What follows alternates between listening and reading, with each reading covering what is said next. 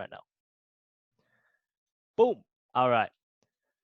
All right. Hello, everyone. Welcome to Treasure and Fundraising Chair 101. We are your hosts, Kevin, Elena, and Justina. So we will go through our introductions right about now. Okay. Elena. Hello. Yeah, my name is Elena. I was the previous fundraising chair for the last term, 2019-2020, at Cal State Fullerton. Fun fact, I can drive with just my legs through moderate traffic, which is illegal. But yeah. Wow, give a round of applause to her. That is amazing talent right there, people. Next, we got me, Kevin Lee. All right. So I was Cal State Fullerton's treasurer last year, and now I am Cal State Fullerton's vice president of administration. Fun fact, I'm not fun. That's why I ran for treasurer. I'm kidding, people. See, your experience will be fun based on how you make it. Next, we got Justina. Okay, hello everyone. My name is Justina. I'm from IVC Circle K International. I was their treasurer for the 2019-2020 term. Fun fact about myself is that I can make taco and a clover shape with my tongue. Yeah, amazing talent right there. Let's give her a round of applause as well. Boom, boom, boom. Thank you. Next, we got the icebreaker. So the icebreaker today will be Kahoot. So if you have your phone or whatnot, let's go to Kahoot. And the game pin should be right here, 274587. So I'll give it about like 5 minutes. Oh, but we need a song, right? So we can't adjust the music on Kahoot itself. So we found you guys a remix of Kahoot itself. Boom. Hopefully it's, let's just, Oh, there you go. Is it too loud for you guys? If it's too loud, we will. Oh, it's perfect. Sweet. We don't want to blast you guys' eardrums, you know, which is unfortunate. Oh, let me have the pin up.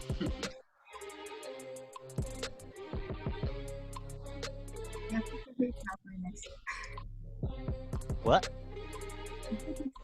Remix, right? Yeah, this is the chat remix. It's amazing. Yeah, this is a super short Kahoot, so.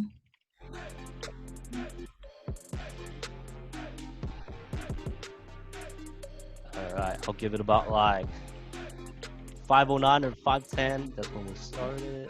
Or I think everyone's here.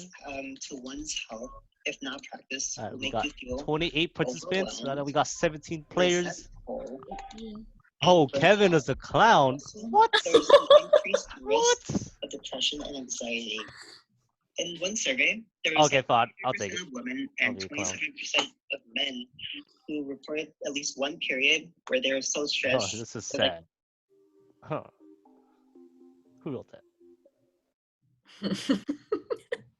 Who wrote that? I hope this person wins so they can review themselves. Whoever wrote that. Alright, we got 21 players and we have 29 participants. 3, because we're in it. Oh. Don't you guys want to play? I put myself in it. Okay. Can't we play? Wait, we can't play? Oh. Okay. I'm gonna start it in like 30 seconds, people, so.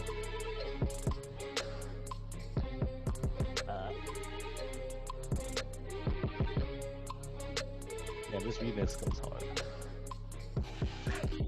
I'm kidding. Wow. Okay, why is everyone roasting me now? This is Treasure 101 workshop, not roasting Kevin workshop.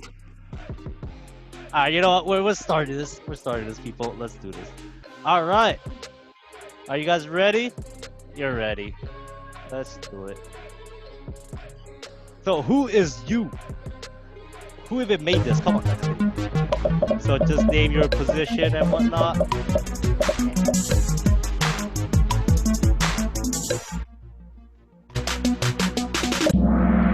Wow. A lot of treasures. Other board positions. Wow. General members, you don't give a round of applause to general members, man. Like, come on. They didn't have to be here, but they chose a round of applause. And fundraising chairs, man. Heck yeah. Thank you guys for attending. We will do our best to make it as fun as possible. But that's subjective. All right. What the heck? What's the... How did Elena. How do you do this? Oh, okay, there you go, there you go. I thought it was the end. I was like, what? Okay, what does the muck stand for?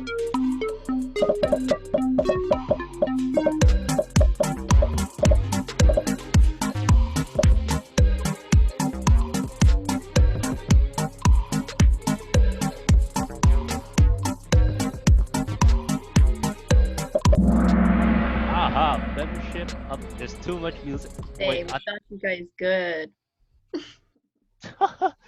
wait, how do I turn on the other music? You know what? I might have to. I'm sorry. Sorry, trap you. Wait, do you guys want the chat on, or like, is there too much going on? Let me look at the chat real quick. Did you Yes. mute everyone? What happened? What are you asking? Oh, okay. They would like it on. Okay. No, someone sent a message saying like it's too loud or something. Next. All right. Question number 3. What is the newest DF5 for the 2020? Oh my God, it is not. I'm sorry, I can't do anything about Only this. for a few seconds. You start this thing out.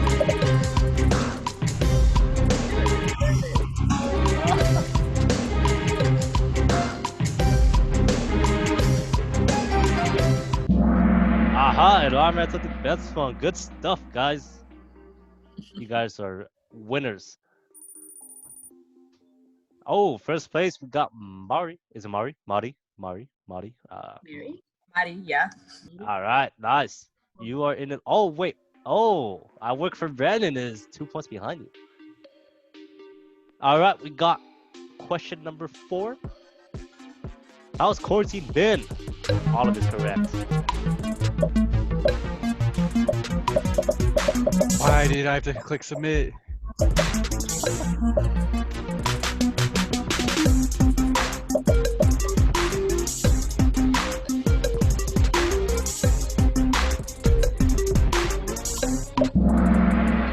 Ah, ooh, a lot of you guys Oh, did that's a before. good mix. You know, I also miss restaurants, so yeah, it has been pretty boring.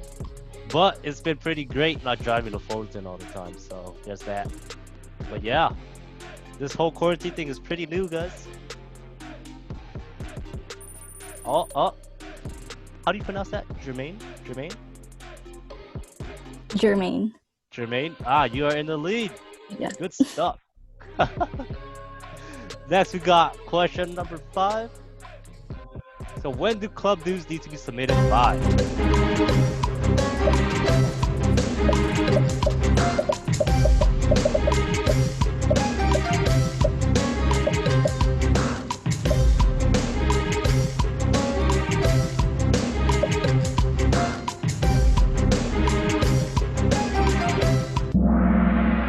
November 30th. That's something to keep in mind. This is the deadline of when you have to submit your dues. Just write that down if you need to. Wow, Kevin is in the lead. I wonder who this is.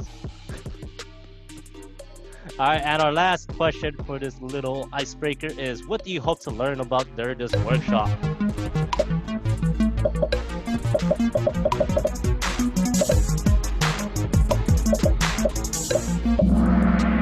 Aha, I see a lot of resources. That is great. So, No. third place we got Kevin is Ike. All right. Second place we got Renee. Good stuff. At first place we got Derek. Round on to our top contenders. All right, now let me find a way to exit out of here. Stop the trap and go right into our presentation. So thank you guys for participating in our icebreaker. Now we're gonna move on to responsibilities of a treasurer. Can I have Justina take the floor? Okay, so right now we're going to go over the overview of duties. One of the first responsibilities that you will have to do is collect and submit dues. You will also work with your advisors and your board members to create a budget. You will be managing and recording finances. You will also approve or deny reimbursements, and if you have a fundraising chair, you will be working with them as well. Throughout the term, you will be responsible for registering members on the Membership Update Center, also known as the MUC. And last but not least, you will be handling registrations for your club for district events.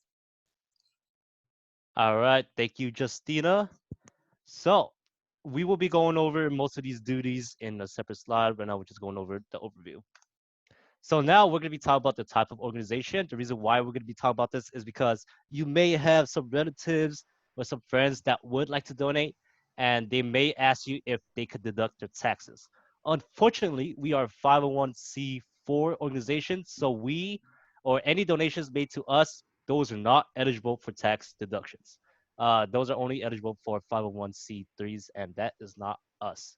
So that's just something I want to point out to you guys in case you have some people you may know that would like to donate to us, or not us, but like, your club.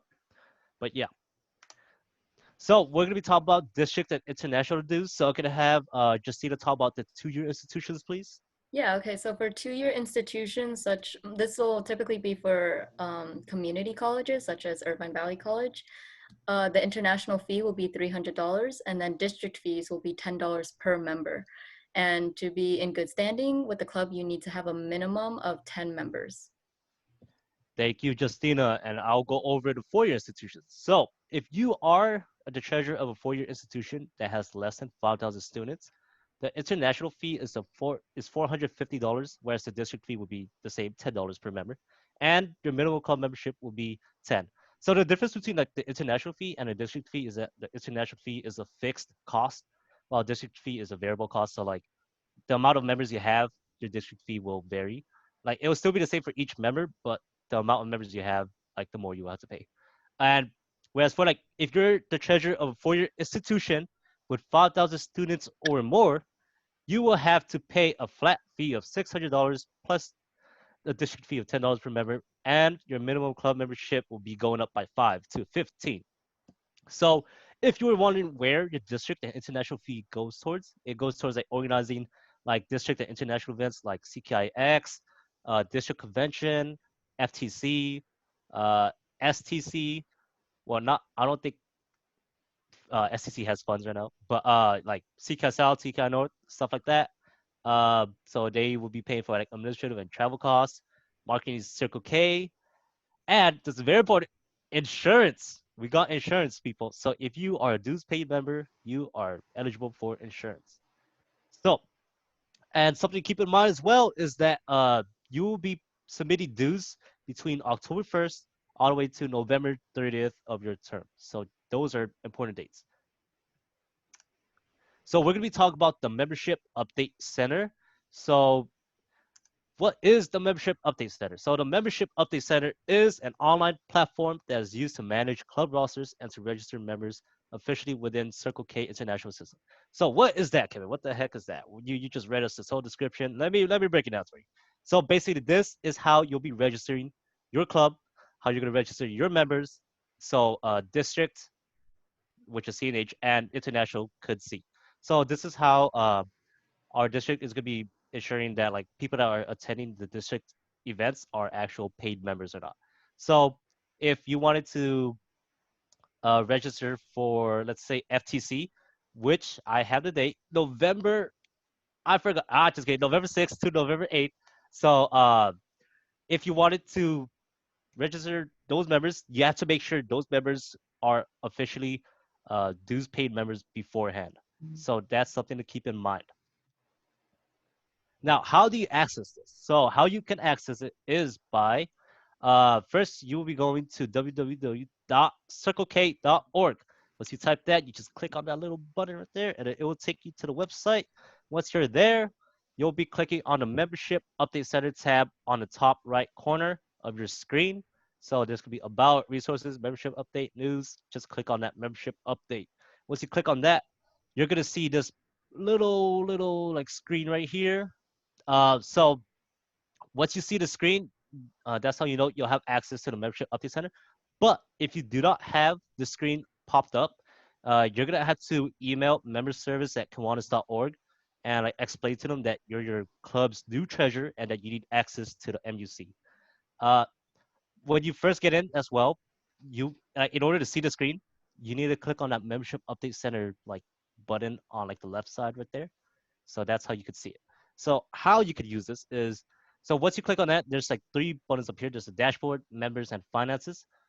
Members and finances, these are gonna be like your most important like buttons, I guess, buttons, yeah. So once you're in, you will have access to all of this. You could add new members, you can bulk add members, and you could check your deletion history. So any members that graduated, you can delete them. I would recommend deleting them like October 1st, like when the whole fiscal year resets, because they did pay for membership for a full year. So how you would delete them is you find their name, you just click on delete, and then it'll ask like, oh, are you sure? And then you put yes. Uh, Now, how to add members. So you could, I personally for me, I recommend bulk adding members, because if you add new members like individually, it's gonna take quite a long time. And when you bulk add members, they don't ask you like a whole bunch of information. So you could just avoid that, save some time, and click on bulk add members. So some infos that you are going to need is, so of course their name, their email, their graduation year, their birthday, and their gender. So those are pretty important. For address, you don't really need to put their address. You can if you want, but yeah. I typically put the school's address in place of their address. Yeah. So like, you could put like your club's PO box. There you go, instead of their address. Now we're gonna be talking about reimbursements now. Whew, let me just take a little breather real quick. Okay. So after an event is over, you're gonna have the board officer that hosted that event fill out a reimbursement form. So I'll be going over this with you guys in a bit, like right after I'm done explaining all of this, so we can see like a live demonstration. So board officers that hosted that event, they're going to collect all the receipts for the items. So no matter like who spent it, like so let's say Elena hosted like her fundraiser, right? And like my Kumara's family chair bought something to use for that fundraiser. Uh, that Kumara's chair is going to be giving Elena her receipt, and then Elena's going to have to fill out all the info that I'll show you guys in a bit, and she's got to collect all of that.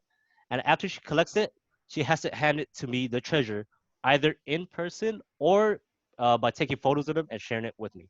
But I would recommend in person, because at least you like, well, I would recommend both actually. You can be pretty strict on how you want like your receipts.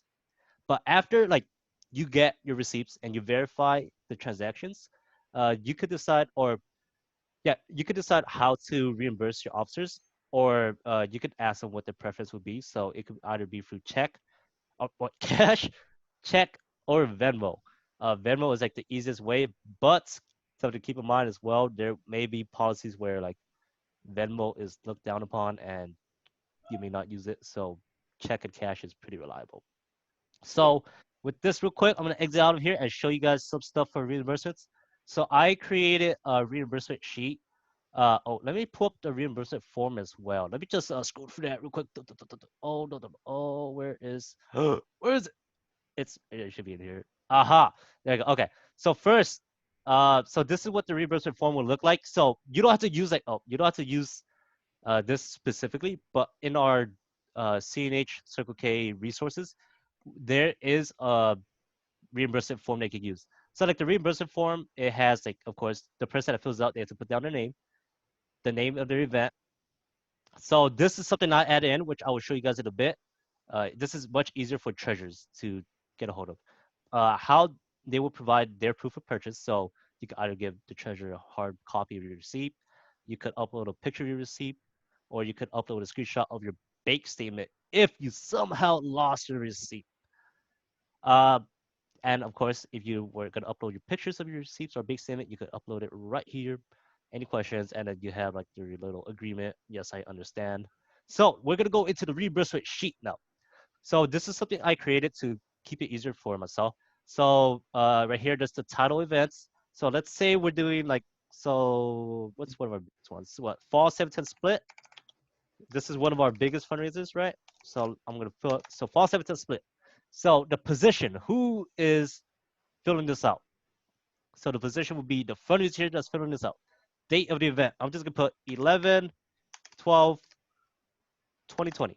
Or I could have made it easier on myself because I added a plugin where I could choose a calendar. You know what? I'm just gonna do the calendar. You double click, you just go here, and then you click on like what? November 20th. Boom. So the preferred method of reimbursement, you could choose either cash, Venmo, check, coins, no preference. So let's say we're doing Venmo. Okay, so before, so this is something you guys will be experiencing like around towards like the beginning of your term, but you will be allocating budgets for events.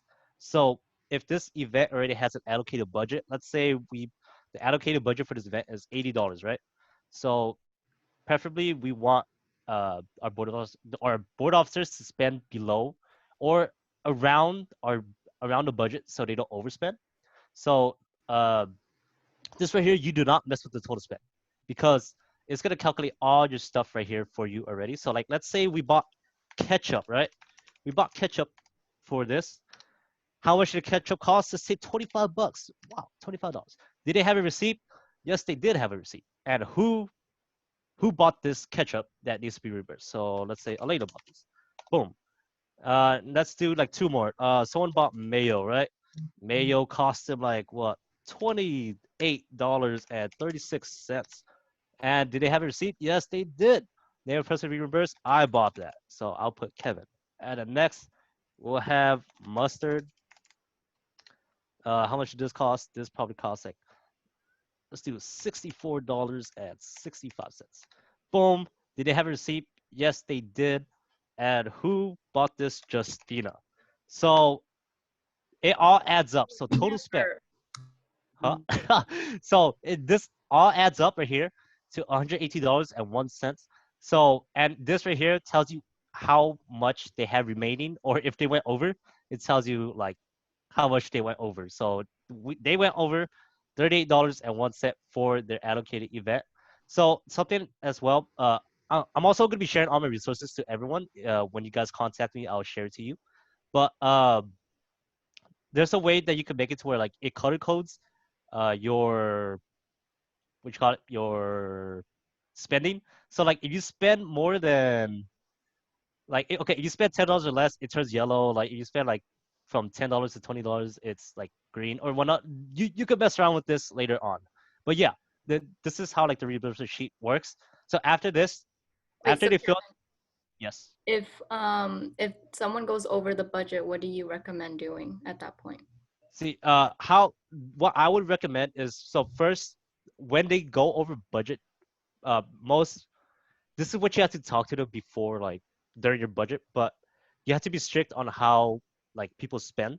So if someone goes over budget, more than likely they will not be getting reimbursed based on like the priority of what they bought. But if they talk to you beforehand and you bring it up with board, like your whole board, and everyone agrees on like, oh, okay, that's a reasonable like transact or purchase, then they will be eligible for reimbursement. But it's all dependent on you and how you want to enforce your budget. Because if you see that board officers consistently spending like over budget on other events and you don't enforce it, then there's nothing stopping them from overspending again. Oh yeah, that's just something to keep in mind, something to communicate with your board in the beginning of the term or around the beginning of the term when you set up a budget. But yeah, because remember, you're the one that controls the money, not them. So remember that. Remember that. And when you have an agreement form, all expenses submitted through this form must have been approved by the club treasurer prior to the purchase. Remember that. You have a contract that you can enforce. So if they want to get like all technical with you, you lead them to your form. This is why we have a reimbursement form, people, to protect you, the treasurer. But yeah. Whew, dang, I have been talking quite a bit. So I hope that wasn't as confusing for you guys. The reason why I created this was because like it's much easier on the eyes for treasurer to look at this than if they were to like look at, like, imagine like the reimbursement sheet wasn't here and like they would have to list down all their transactions on Google Form. That's gonna be very hard to keep track of. So yeah. But yeah, let's move on for reimbursements, people. Oh wait. So Oh. I wanted to put my insight for IVC. Yeah. At the beginning of the term, I discussed with the board and we all came to agreement about what should be our reimbursement policy. And so what we decided was that members who have made a purchase for an event were expected to keep the receipt of the purchase and meet with the treasurer within 2 weeks of that purchase for a reimbursement. And if the deadline were to be passed and the treasurer would then host a vote with the board on whether or not they want to approve or deny the reimbursement request. So for my school specifically, our school regulations also made a rule that only the advisors were allowed to submit a request for reimbursements from our club funds. So as treasurer for a school like IVC, you would need to keep in very good contact with your advisors to make sure that you guys are going through that process together. Thank you, Justina, for your input. Yeah.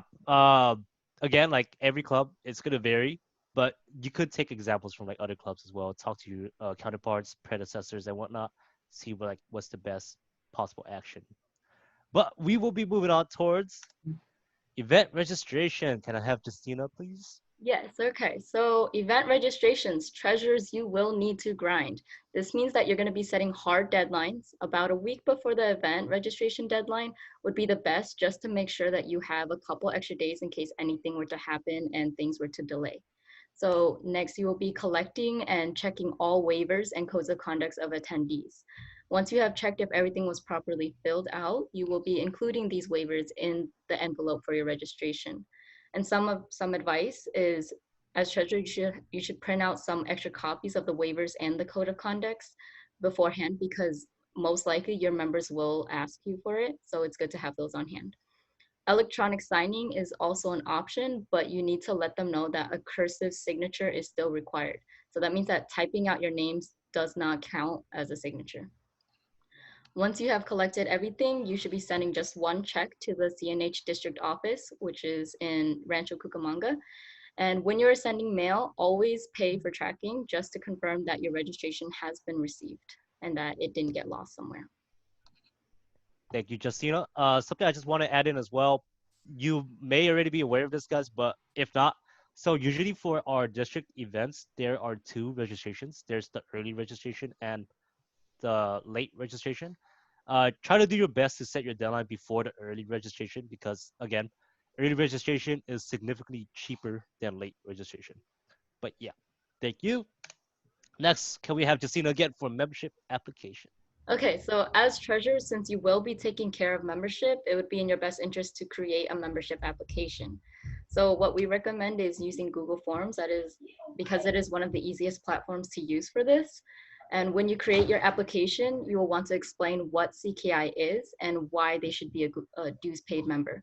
So things to include would be like the perks of getting a free club t-shirt, a scholarship access to scholarship opportunities, and access to district events. Some other useful information would be to ask for their contact information, their school information, their personal interests, and collecting this information through this form will lay out everything nice and neat on a spreadsheet, so that when you do need to like send out an email to all your members, or when you need to order t-shirts, you can find all this information quick and easy all in one spot. All right, thank you, Justina. Something I want to input as well is that while we do recommend Google Forms, you do not have to only stick with Google Forms. You can use other platforms as well. Something my club uses is called Typeform. It looks a little bit prettier, you can put like background images stuff. The only con with it is that you do have to pay. So when we use the free trial version, our application is only up for like a limited amount of time to the public. So that's something that was like a problem I ran into during my term. So we released this form like during the fall, but when it came to springtime, when like newer members joined, they couldn't access the old membership application, which was unfortunate. But yeah, just something to keep in mind. Next, we're gonna have important dates to keep in mind. So these are, I believe, confirmed dates. If Brandon would like to confirm them, like, are they good, Brandon? Yeah, they're Okay. set. All right. So we got CKI North on October 3rd. We got CKI South October 10th. FTC November 6th to November 8th. And when you should submit your membership dues, like the hard deadline will be November 30th. Unfortunately, we don't have the date for decon yet, but that will be determined in a couple weeks or so, sometime in the future. But yeah, these are when the events will be happening. So these are not the event registration dates. Usually, event registration deadlines will be like approximately like 3 to 4 weeks beforehand. So that's something to keep in mind as well. Next, we got resources for treasurers and fundraising. So you could use district resources to help you out in like spreadsheets and stuff. So I'm going to show you guys how to get to these resources. So first, you want to go to CNH Circle K. So we got CNH Circle K right here. After that, you go to resources. So this is how you can access all types of resources. So if you're making a presentation, like you want to present a workshop, and you need, and the CNM officers come and hunt you down because you don't have, what was it called? Well, graphic standards. You could just come here and get your graphic standards. But that's not what we're going to talk about. We're going to talk about our own resources, Treasurer and Fundraising Chairs.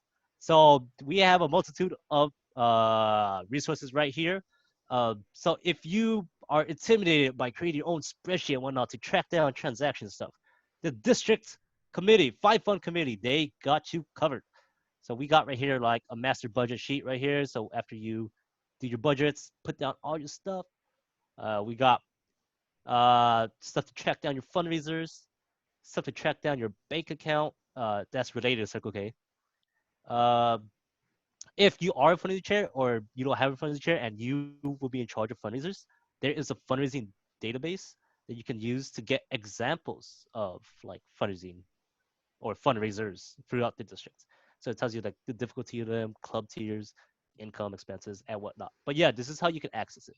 Just go to CNH, Circle K, go to resources, and find the treasures and fundraising chair resources. And again, I also have templates as well. I can show them later, like at the end of the workshop, if you guys are interested, if you would like to use my templates as well. But whatever is your preference, or if you want to make your own, you can make your own. That's always the best part, seeing your own spreadsheet work. So yeah. Next, we're gonna have. So do you guys have any questions so far for this segment of our workshop? After like these questions, we're gonna be moving on to fundraising chair, and at the end of the fundraising chair workshop, we're also gonna have more questions that you guys can ask. But we just implemented this in case that you guys have like questions that you really need to ask right away. So does anyone have anything?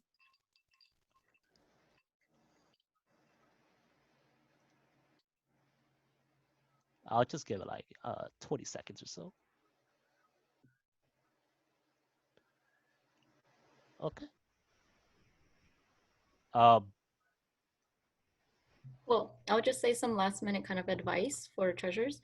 When you are creating your budget, overestimating the cost of an event is always going to be better than overspending. And that's what treasurers like to remember when creating that budget. Oh, I do have a question. Go right ahead. Ask. I'm not actually sure. For incoming new members, like the ones we're getting in spring quarter now, should we just be putting them right away into the membership update center, or should we wait to group them in larger scales like you were talking about? Like around like October 1st. Put them in right now. You should be able to bulk add however many members that you have right now, and then you should be able to bulk add again when it comes to like the fall term. Okay, dope. Thank you.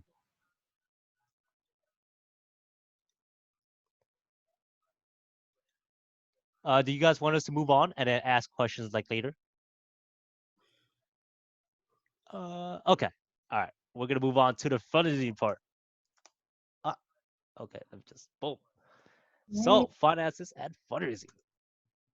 Yeah, so if you are a treasurer who does not have a fundraising chair, or if you are a fundraising chair yourself, then this is something you can pay attention to. So we'll start off with some fundraising considerations.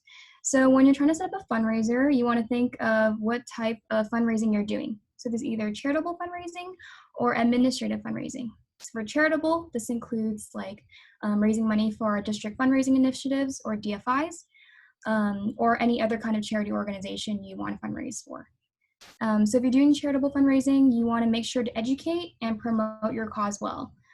This way your members will know, like, you know, what you're supporting and be more motivated to attend the event.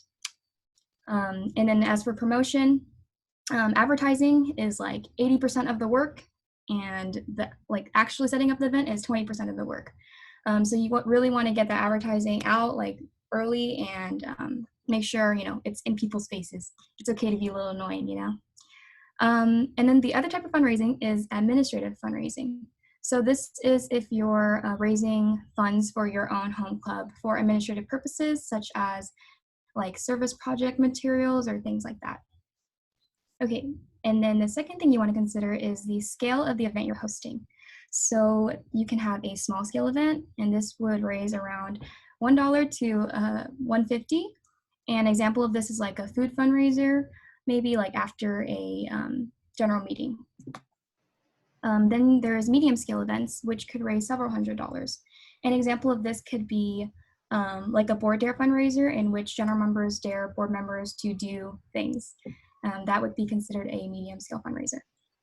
And then the last one is a large scale fundraiser, which raises several hundreds to thousands of dollars. So an example of this could be UCR's Kids Rock concert, where they invite a performer and people pay for admission, or like UCSD's Masquerade Ball, where people pay for admission, dinner, and dancing as well.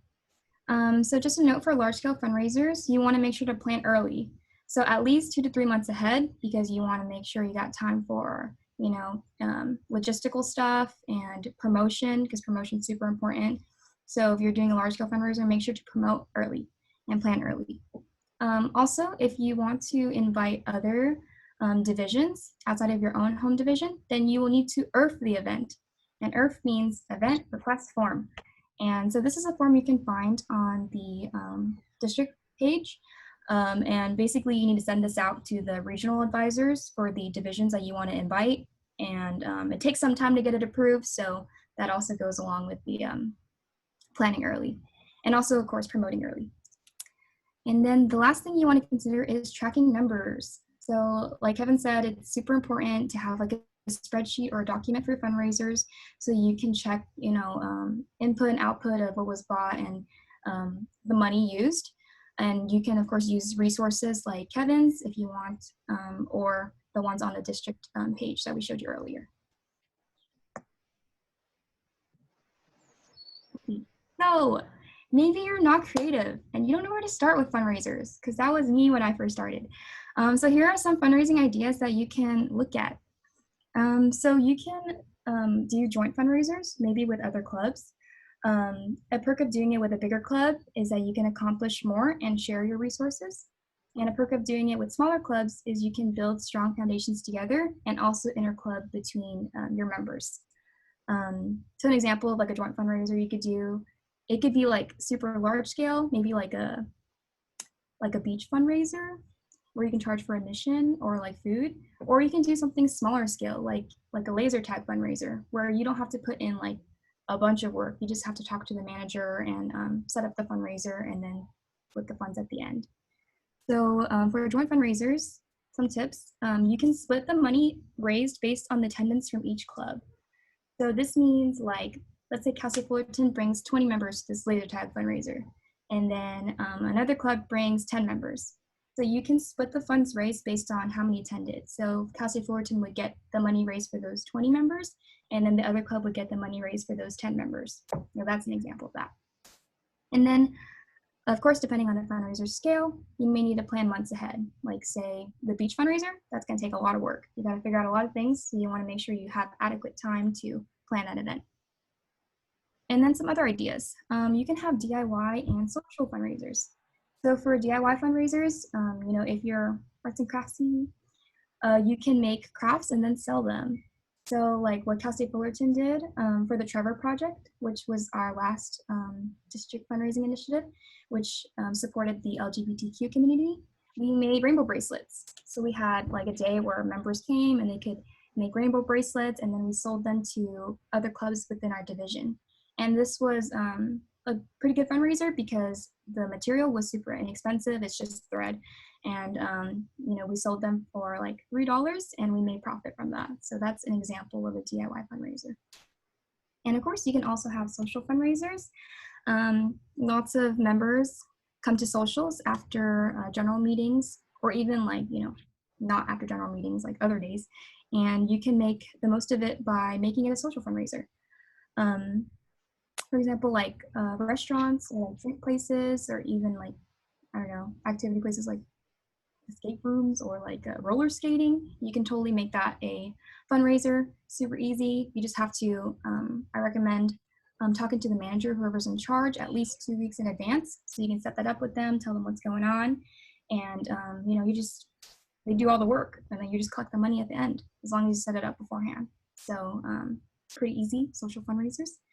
And you can do all-day fundraisers as well. So you can advertise outside of the club to maybe to other people in the school or something like that. Okay. All right, so lastly is fundraising reminders.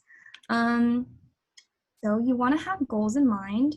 Usually people set goals, or you want to set goals like in the beginning of your term so that you can, you know, look at it as you progress through your term and see like, you know, how you're progressing. Are you getting closer to your goal, or how can you change to like progress more towards your goals? So keeping goals in mind really keeps you on track. Also remember that any amount of money you make is a win. Even if you make like 10 bucks and you really wanted to make like 100 bucks, it's okay. You know, you're $10 richer than yesterday. And all this money that you make is going to go towards charity organizations. And like, you know, that's great. Like, it's okay. As long as you don't lose money, then you're doing good. Don't be too hard on yourself. Also, things are going to go wrong, and that is okay. There's so many times during fundraisers where like I did not account for how many people were going to come. There's like too many people, or someone forgot to bring something that was really important. And I was like, oh my God, I'm freaking out, I'm stressing, and it's okay. Your board's got your back. If you have a committee, they got your back. Make sure to ask for help and try to be flexible, adaptable. Everything's gonna work out, and it's okay to freak out sometimes. And another thing is it's all about your experience and the experience of your members.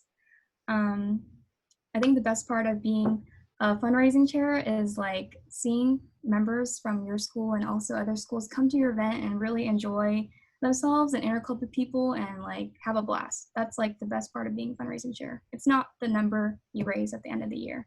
It really is, you know, seeing members enjoy themselves. So, you know, don't take it too hard if you're not doing so well in terms of like numbers, okay? It's not all about that. It's about you having fun and your members having fun. And also lastly, keep all your receipts. So don't be like me and make Kevin's life hard or Trevor's life hard and not keep your receipts, because I did that. At least take a picture of your receipts so that you can, you know, upload it digitally or something later, so you can make your Treasurer's life easier and, you know, you don't lose money because you're spending a lot of money on Circle K, right? Like eating out with friends or whatever. So make sure to keep all your receipts, guys. And yeah, that's all. All right, everyone, this is towards the end of our workshop. So we will have questions right after this, but can you guys do us a favor, please, and just sign in by either scanning it or going to this link or type it in, you know. So we'll give it like, what, like a minute or so for you guys. In the meantime, we'll be listening to some trap while we're waiting for people to sign in. But yeah, thank you guys for sticking through with us. We definitely appreciate it. Oh, wait, should I move? Whoop, there we go. Oh yeah, do we need to sign in? Like host? You know what? We will lead by example. We will also sign in, people. So I will sign in as well. If you guys have to sign in, I have to sign in.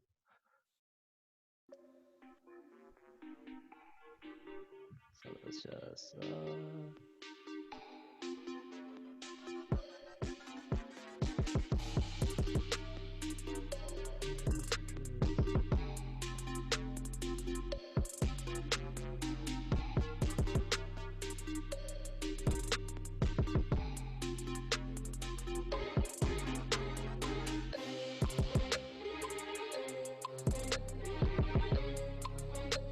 All right. Time to stop the music. And we're gonna get started on the questions. And if you guys did miss this little scan, we will have a post around 6, where you could sign in as well. So just be on the lookout for that. So, do you guys have any questions for us? It could be about fundraising, anything about treasure. In the chat. Oh, do you have any Excel/Google Sheet hacks that would be useful? oh man, I got you guys. Woo. So let's go. Should we go to a blank sheet? Yeah. Let's go to a blank sheet. So, when you're creating a spreadsheet, some important things you're gonna want to keep in mind is like organizing this, formulas. Like you're gonna be dealing with numbers a lot, right? So if you want to deal with formulas, so like let's say we have like, I don't know, let's say like an event happened and you want to calculate like how much you raise. So let's say like we're doing like a board there fundraiser and people keep on submitting money to your Venmo, right? So like based on like how much they're Venmoing, you just put down all the transactions, and then after this, you could calculate all of this by a couple formulas. So this formula we're gonna talk about is the sum formula. This is one of the most basic ones. So you put equals on and then put sum, and you click on that, and then it's gonna ask you the range. So the range for me, I usually just highlight the stuff. Boom.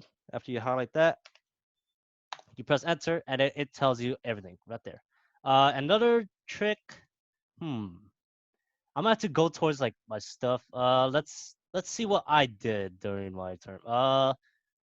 Oh, color coordinations, right? So we're gonna pull that out on my. Well, it was my predecessor's. It's my predecessor's email now, but we're just gonna take a little snoop at my stuff. So this right here. Uh, so you could color coordinate. So let's say this right here is gonna track down all the funds that have been raised like throughout your term. And so we had like happy sad change as well.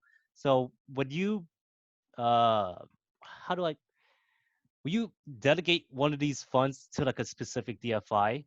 You could color coordinate them. So how you could do that is by when you highlight it, right click, go down to conditional formatting. Once you're on conditional formatting, this is gonna pop up. So if a text is if it says exactly admin, so you could go down to this drop down list. If it's exactly admin, you can make it red. If it's exactly KFH, you can make it yellow or whatnot. So how this would work is, let's say we had like a little fundraiser, we call it DDFF or whatever, and that fundraiser is gonna be for Trevor Project. We click Trevor Project, it's green now. Okay, let's take a look at this as well. So now that that's green, we didn't put in the funds yet, but like let's take a look at how much we have for Trevor Project Cook. So we raised 1419, right? You could have a formula where it lists out the wait, it could filter out the amount of funds I raised. So like if you put $23 in here, it's gonna change. This thing's gonna change. So how you could do that formula? Since there's other questions as well, I'm just gonna this will be like the last stupid trick. And then if you still want to learn more, we could do that like at the end. But how you will do that is you will be using sum if. So if you click on this, you do the formula sum if all the columns on this. So if this column says Trevor Project right here, and then you put the range right here after the comma, it will take the amount into your formula if this column says Trevor Project. So the same would be for the others. But yeah, I could explain it more later, but let's go to like other questions. Let's go back here. I hope that makes sense. I'm kind of bad at explaining stuff, but I will do my best to work on it with y'all after. I have a similar question in line and with what someone else had asked near the top. I think after that question was for new members in an online quarter. What are you guys charging them? Full price, etc. How are you guys managing that? Okay, it depends. Like for this quarter right now, like spring quarter or Online quarters. Like we charge them way reduced membership. I wonder how other people are handling that. I'm not really in the quarter system. I don't. Cause like what I've experienced is like a semester system, right? But by your question, do you mean like, so if they want to join right now or like next quarter? And wait, like, can you kind of? It's for people who might be joining like right now for this, like these 10 weeks while we're all online and like limited. I don't know if we have anyone yet, but there's the potential that we might need someone to like pay dues. And so we've kind of just been discussing amongst eBoard, like, do we still charge them full price? Because they're not really getting full price like experience. Yeah. Well, me personally, I would definitely not be charging them full price because of the limitations that we have right now. But that is also something that you would probably want to do a board meeting about and discuss that with the rest of your board members to see what amount is fitting for that, for this time period. I also agree with Justina. And another thing as well, try to take a look at your club's bylaws and see what they say about that. If your bylaws says like, oh, it's a fixed price of like $20 no matter what, then you can try to amend that and adjust it based on like the situation we are on now. But that is entirely dependent on your club. I hope that answers your question. Yeah, thank you so much. Yeah, no problem. Next we have Alexis come to UCI's dinner last year. All right. If we do what? Oh, are these questions? How do you transfer? Alan asked, yeah, how do you transfer data from one sheet to another separate sheet? Oh, easy. So you're gonna use the query. Okay. So like let's say you want data from here onto another sheet. So what you're gonna do is just put equal. I don't know how to pronounce this query, and you go back to the sheet. You highlight all of this, and then dash enter. There, it takes all your data. I hope that helped. Did that help, Alan? Okay. Yes. That helped. Okay. Let's see. What's next? So Brendan said Excel workshop would be sick. Oh. I will keep that in mind. We'll probably have an Excel workshop in the future then, I guess. Someone that you could ask as well is Douglas Shimizu. He's pretty good with Excel as well. But yeah, does anyone have like any questions? Like fundraising questions, treasure questions? Or you guys want more Excel questions? There you go. We got this question. Oh wait. Never mind. It's just advice. I'm too lazy to type this. Can I just say it? Yeah. Go right ahead. So a lot of the time, our members feel like they're always just spending money on the club. So whenever we do fundraisers, we have trouble getting support from the members because they're like, oh, we just went out to eat this week with you guys. Like, we don't want to support this fundraiser now. Is there any suggestions on how to get like the community around us more involved in our fundraisers, not just our club? Well, I know some schools, they do like food fundraisers along like a busy part of like the campus. And then I don't know, it depends on your school's like regulations in terms of like selling food and drinks and stuff like that. But like, you know, once you get those, talk to someone about like their regulations, and then you could possibly do that, because in that, you know, you're selling to like basically your campus, anybody that's walking by. You can try doing that. Yeah, we do like a Krispy Kreme fundraiser and Rubio's fundraisers, but just like outside of those two, we end up not getting a lot of members participating in it.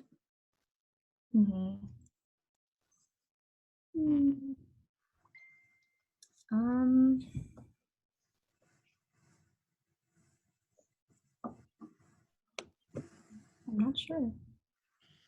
In terms of that, like, I don't know if this may apply to you, but like, when it comes to like planning fundraisers, I think it's a pretty good suggestion to like keep fundraisers like pretty far from each other or not like too close to each other to the point where they feel like they have to spend so much money in a short amount of time. Uh, but in your case, I don't think that's the case. I think it's just like trying to encourage members, right, to spend money in Is this general. for charitable fundraisers? Both admin and charitable ones. Okay. That's tough. But it's just because like we'll go out normally without there being a fundraiser on like a Tuesday night, and then maybe like Thursday night we have a fundraiser somewhere, and then they're like, oh well, I already went out with you guys this week and spent money, so like I don't want to spend money again. Oh. Like, what about like fundraising at the typical places or restaurants or drink places that you guys are going to meet at? Because I think I see a lot of people do the Seaside Donuts fundraiser where they're all coming out there and they're fundraising at the same time as they are doing a social. Okay. Something like our club did for like right now for quarantine, a fundraiser is like the Venmo card fundraiser. So that is basically like you post it on, like a Venmo card with like different amounts of money on your social media, and then people like that follow you, so friends with you on Facebook or people that follow you on Instagram, depends on what platform you want to do it in, they like donate money to like whatever cause you're fundraising for. So that's something that like requires the work of your members to like advertise, but then other people that are not like in your club can donate. So that's like an idea you could like also implement or something along those lines. I hope that answered everything that you had. If you have any more questions about fundraising, sometimes it takes me a little bit to like think about like answers. You can email me on the my email's right there on the slide, but you can email me and then I can try to come up with some like other solutions for you. Okay, there's a handful more questions. Yeah. This one's from Scott, right? Yeah, I think so. So what was a successful project that your club does? How long was the plan and how much did the club make? Who would like to answer that? Elena. I can talk about like lip sync battle maybe. So we have this fundraiser. It's called Lip Sync Battle. It was implemented by one of our alumni actually, and basically we use the school's resources. So usually I think schools let you like rent out a room or like an area in the school so that you can like host some kind of event, and usually it's free for students as long as you coordinate with them ahead of time.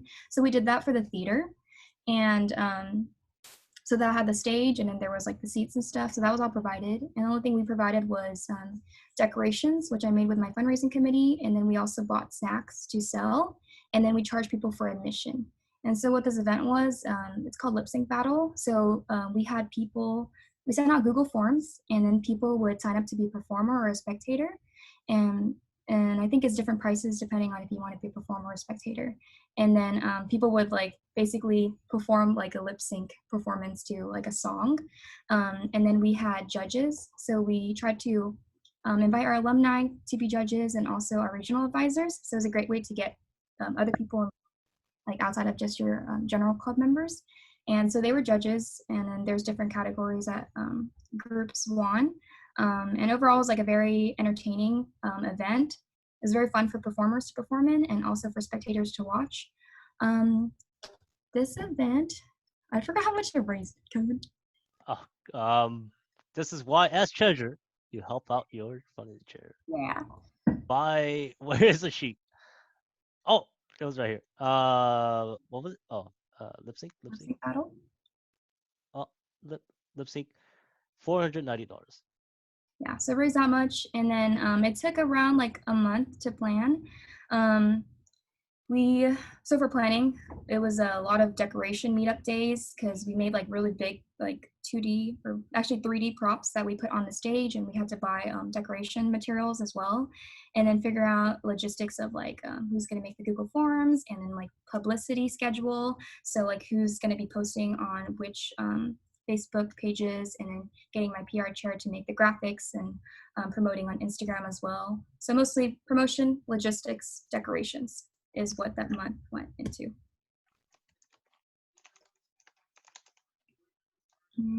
Oh, see you, Tabitha. Thank you for coming. Hope you sign in and stuff so you can get your hours and all that, you know. But thank you for attending.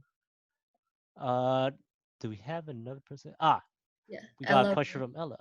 Mhm. What small scale fundraisers work for your clubs? Small scale fundraisers.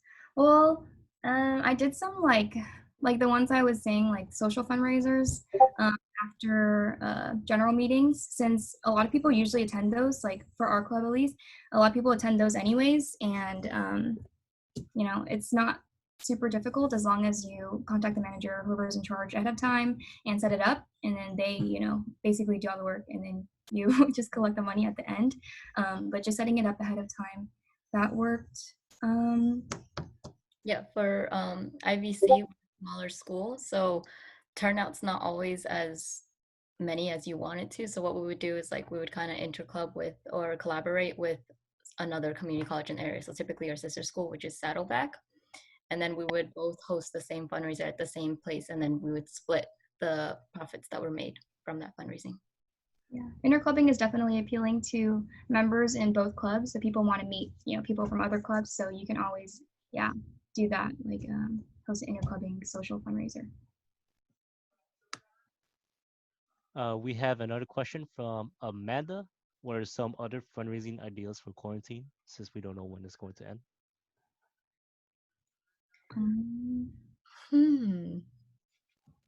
Well, so you know, everything's online. Another thing that I think UCI did this before actually, but it's like, well, I guess what UCI is doing is, someone from UCI here want to talk about the fundraiser that they're doing? Are they all gone? Wait, are you talking about the DARE live stream? Yeah, you can talk about that. That's an idea that people Oh can- yeah, so basically we're holding like a 12-hour live stream where like members or like people from other schools can submit dares for the board members, and they can either dare like an individual board member or every board member for $3 or $5, and then along with that dare they get to ask us like any question that they want. And then on the day of, we also have like a sale form, but since we don't know like what they're gonna dare, we have a list of pre-selected dares that they can pick from, and then those are only like $2, I think.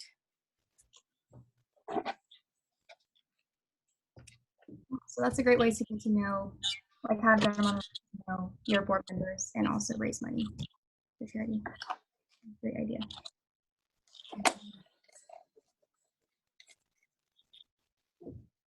Does anyone else have any questions? Oh, I think Derek asked a question. Oh, he did? A small thing. On the CNH budget template, it says fees per member is $9. It's for sure $10, yeah? Yes. Yeah, it is $10. That one was like last year's resource. Oh wait, Brandon answered that, I'm sorry. I think another fundraising idea for Amanda is, I've seen like during some meetings they hosted the Happy Sad Change, and they use Venmo to donate, you know, what they want to donate for Happy Sad Change, and then they'll share their happy or sad stories over the Zoom call. Another thing, maybe another fundraising idea could be like auctioning off your board members like online, but the only thing is that like how you would receive, like, I don't know.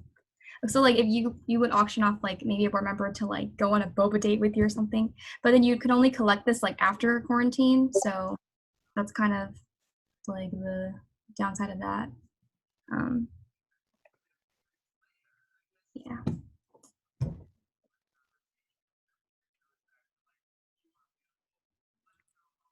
Does anyone else have any questions? Don't be shy. It's okay to ask questions.